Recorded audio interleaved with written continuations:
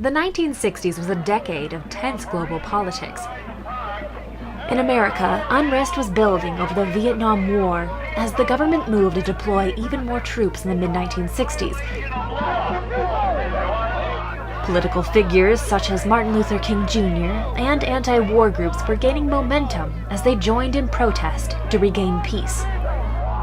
I've chosen to preach about the war in Vietnam today because I agree with Dante that the hottest places in hell are reserved for those who in a period of moral crisis maintain their neutrality.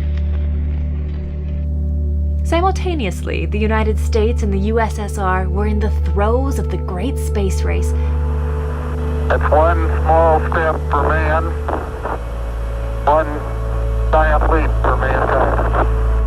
Columbia, this is Houston, AOS, over. Roger, the EVA is which left pop culture filled with motifs of the space age. I guess you're about the only person around that doesn't have TV coverage of the scene.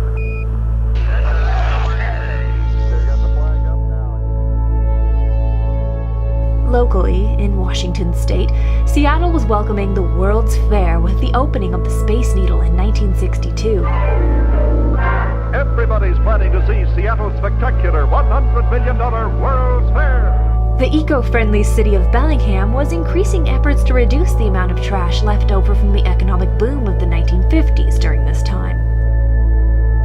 In a decade so full of politics and pop culture influences, an artist by the name of Steve Tibbetts would surely have felt inspired. Steve Tibbetts was a Western Washington University graduate and is the creator of the Scepter. As a student in the 1960s, Tibbetts entered a Western art contest about using found objects. Tibbetts created the Scepter out of recycled 1948 to 1953 car parts. Due to his ingenuity, he won first place.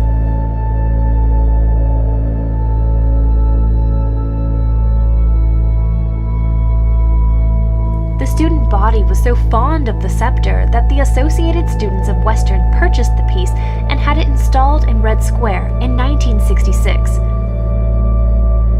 Unfortunately, not much else is known about Tibbetts or his inspirations, as he lived a short life of only 40 years. We are now left to speculate about what may have inspired the creation of the Scepter. Two main theories have formed. First, many believe that the desire to reduce the amount of trash in circulation inspired Tibbetts' use of recycled car parts. The second is that in the late 1940s, the art department on Western Washington University's campus was moved to the floor above the woodworking and metal departments. It is possible that Tibbetts' close proximity to the metals inspired his decision to use the car parts. In the art world, junk art and pop art were becoming very popular.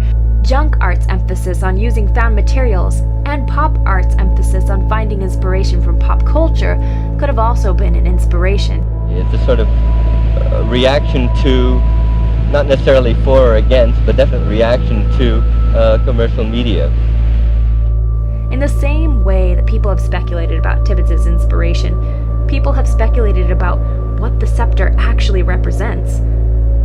The sculpture itself is rather ambiguous, and it's not easily noticed as it blends in with Fraser Hall. Scepter's lack of definite form leaves its meaning open to interpretation. One theory is that the sculpture represents a simultaneously part humanoid figure and sovereign emblem. Perhaps this was Tibbetts' reaction to the overwhelming political climate of the 1960s. Another theory is that Scepter is an alien, perhaps influenced by the space race and the excitement of the space age. Along the same lines, many think that the Scepter is actually a reference to the Seattle Space Needle. But of course, all of this is merely speculation. There's many more questions than answers about Steve Tibbetts' Scepter. And while this sculpture might not seem like much at first sight, the Scepter has a unique presence on Western Washington University's campus. Next time you're walking through Red Square, pay attention to the Scepter, and maybe come up with a few ideas about the piece yourself.